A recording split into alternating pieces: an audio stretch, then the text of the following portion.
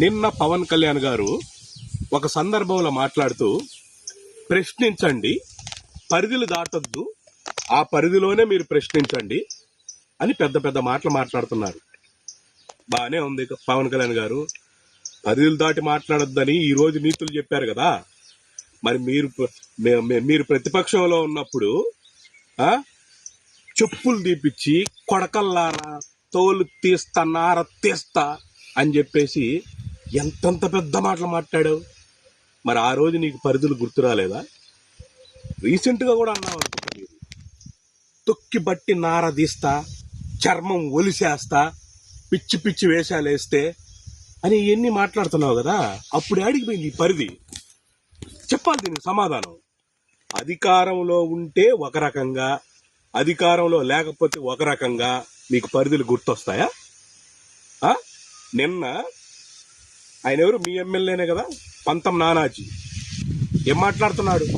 ఒక మాజీ ముఖ్యమంత్రిని పట్టుకొని నా కొడక ఈడకొచ్చి పోటీ చేయరా అని జగన్మోహన్ రెడ్డి గారిని మాట్లాడతాడు.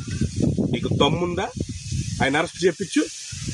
పరిధి అది కాదు, అది పరిధి దాటినట్టు కాదా? రెండోది, ఈరోజు చూస్తుంటే ఆంధ్రప్రదేశ్ రాష్ట్రంలో ఎవరు గొంతు ఎత్తితే వాళ్ళ మీద ఆ కేవీఆర్ అనే అబ్బాయి ఏం చేశాడా? జర్నలిస్ట్ కేవీఆర్ని ఎందుకు అరెస్ట్ చేశారు మీరు? అంటే మీ ప్రభుత్వం మీద ఎవరన్నా కానీ పొర్రపాట్న మీ తప్పులను కానీ ఎత్తు చూపిస్తే అరెస్టు పర్వం. ఏం పరిధి దాటాడు ఆ అబ్బాయి?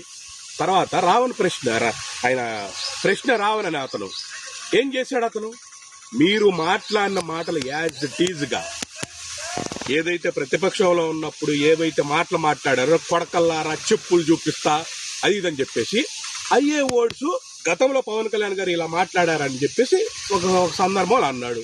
అరెస్ట్. ఎక్కడికి పోతా ఉంది సమాజం?